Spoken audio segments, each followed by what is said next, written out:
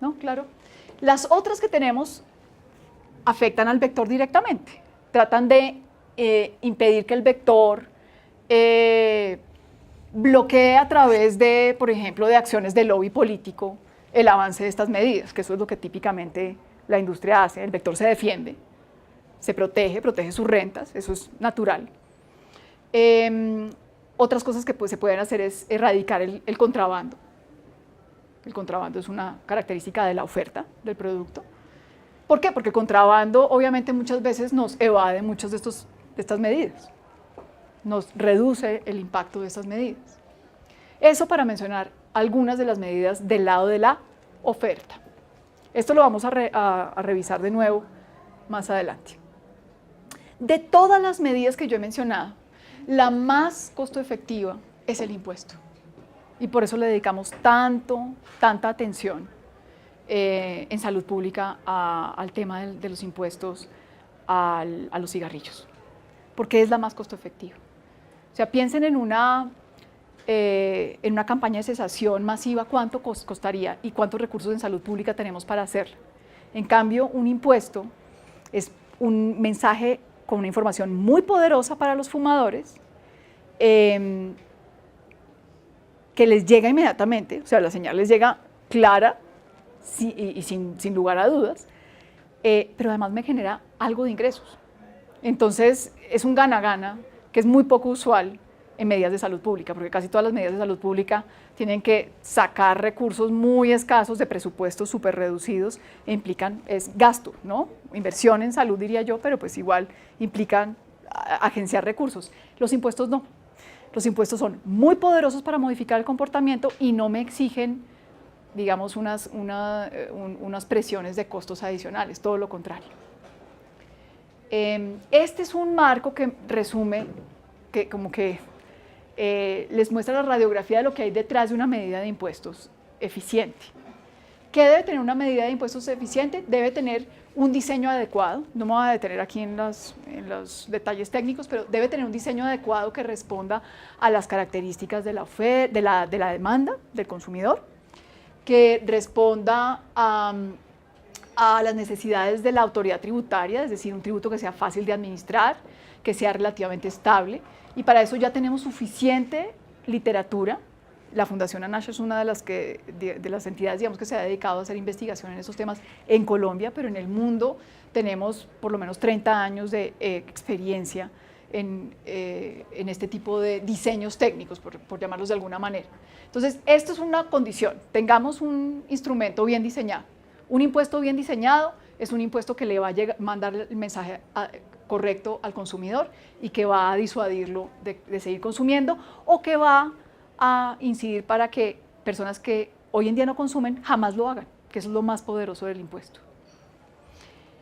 Pero eso debe ir acompañado de una administración fiscal fuerte, ¿sí? Ahora, ¿cómo reacciona un vector como el que les describí, la industria tabacalera, cuando un gobierno decide aumentarles esto? Ellos inmediatamente saben que eso no les conviene desde el punto de vista de desarrollo de su mercado, porque efectivamente es una medida que reduce el consumo, les va a quitar clientes, ¿sí? ¿Cómo reaccionaría entonces la industria para bloquear esta medida? Si ustedes asesoraran a una industria tabacalera, ¿qué harían?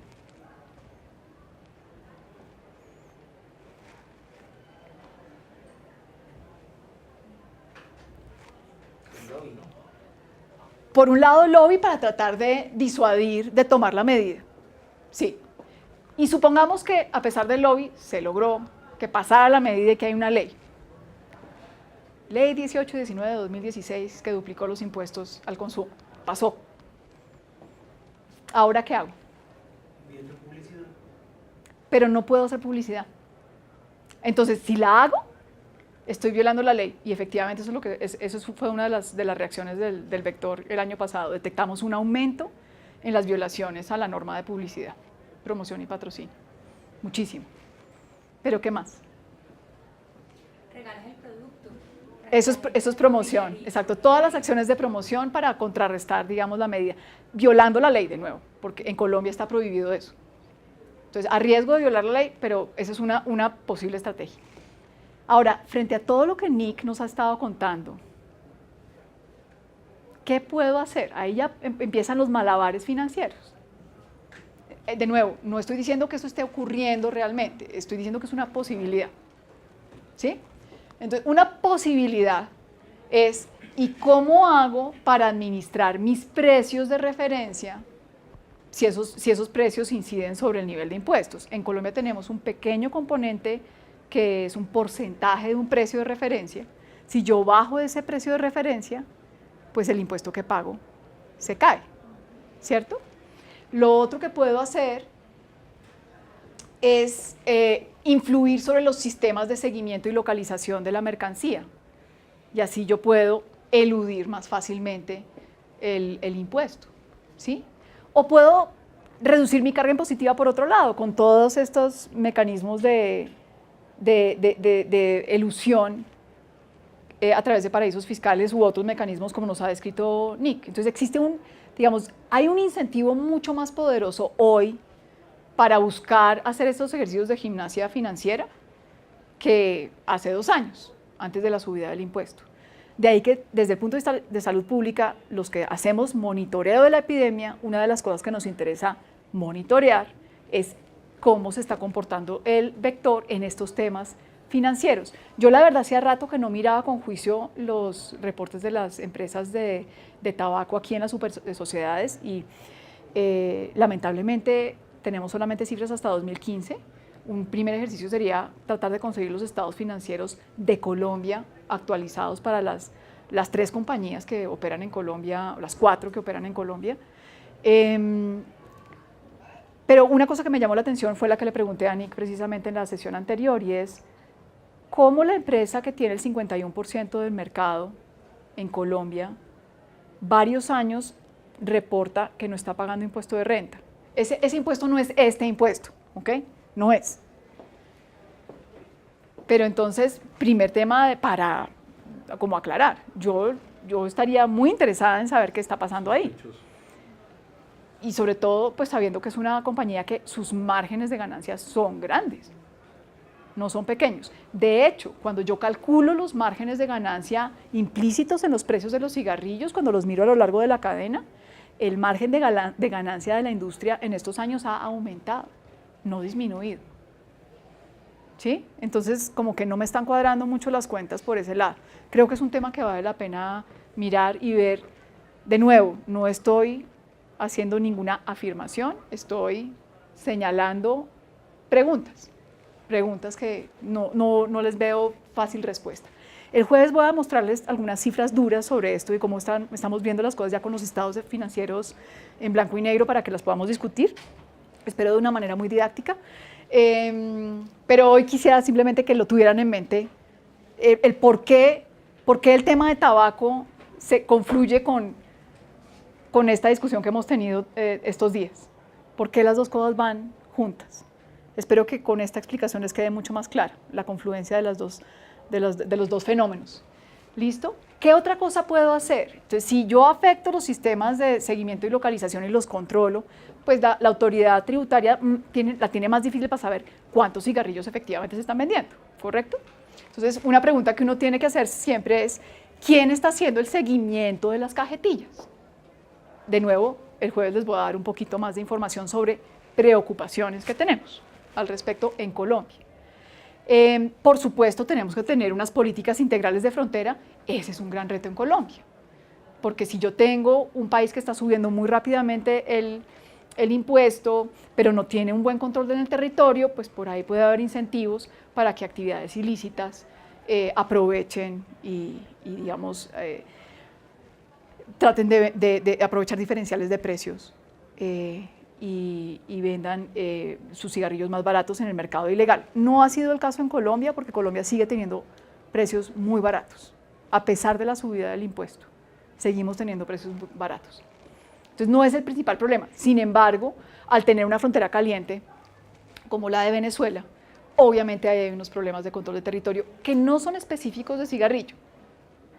Para cualquiera que haya leído o sea preocupado por investigar un poco lo que está ocurriendo en la frontera con Venezuela, pues sabemos que hay unos problemas de de mafias y de comercio ilícito de toda clase de productos, con muchas implicaciones en términos de salud pública, sí, en algunos casos medicamentos, carne, lácteos, ahora tenemos el tema de aftosa, ¿no? Todo eso son fuentes de preocupación, pero no es específico del mercado de cigarrillos, ¿de acuerdo? Es un problema estructural que tiene que ver con la falta de control en el territorio y con unas presiones que vienen de un agente externo.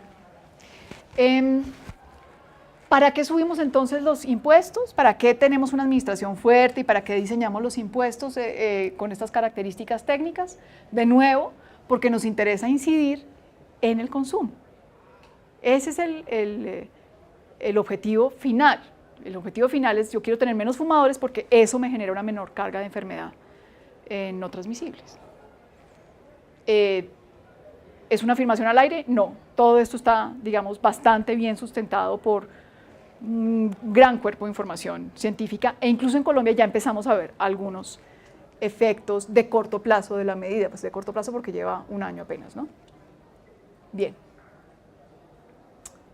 Sigamos entonces con, si ya tenemos claro cuál es la dimensión del problema que nos ocupa y por qué le gastamos tanta tiza al problema de tabaco, ¿sí? Porque aparentemente es algo más que simplemente mi decisión responsable o irresponsable.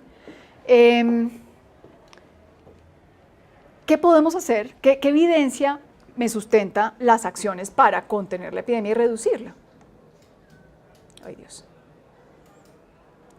La evidencia, afortunadamente hoy en día, está condensada en un instrumento legal que se llama el Convenio Marco para el Control de Tabaco.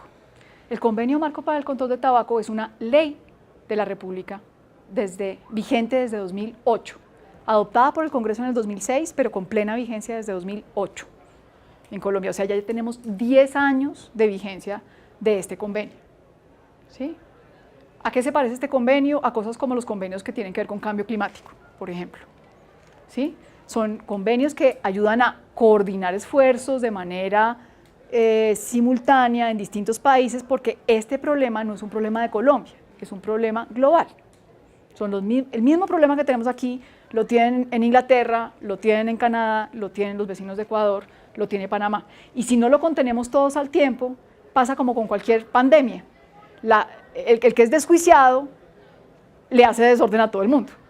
Piensen en una epidemia de influenza aviar.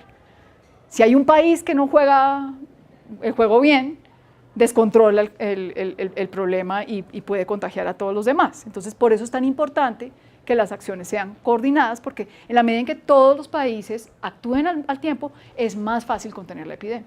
Cuando hay discrepancias, ahí vienen los problemitas. Hoy en día este es un convenio que está bastante monitoreado en sus éxitos, no está exento de problemas indudablemente, y el nivel de implementación es diverso entre los países, pero hay señales ya muy claras de su impacto. Por ejemplo, por primera vez en muchísimos años vemos reducciones en el número de fumadores a nivel global. Por muchos años tuvimos alguna tendencia de caída en la prevalencia, o sea, en la participación relativa de la población de fumadores respecto a la población total, pero el número de fumadores siempre venía subiendo. Y desde hace unos cuantos años empezamos ya a ver tímidamente un primer declive. En Colombia ya estamos viendo reducciones en el número de fumadores a partir del año pasado apenas. La prevalencia de nuevo estaba reduciéndose, pero el número de fumadores estaba bastante quieto. Y bueno, esta es una fuente reciente que evalúa los efectos globales del convenio marco. Para el que sea curioso, la que sea curiosa, tengo una audiencia hoy particularmente femenina. Una pregunta, en esos índices que tú haces referencia de las personas que pues, ha disminuido la cantidad de personas consumidoras de tabaco, ¿también se incluyen estas nuevas técnicas de consumo? O sea, las No, todos los nuevos productos, voy a hacer una breve mención y el que esté interesado le puedo compartir una presentación que explica qué son y por qué son una fuente de preocupación. Muy breve, una cosa muy didáctica para que no se metan en los temas más técnicos, pero sí es obviamente un tema que tenemos que empezar a medir. Lamentablemente la mayoría de los países hoy en día no tienen instrumentos para medir qué tan rápido están entrando. Indudablemente va a ser un tema que tenemos que medir.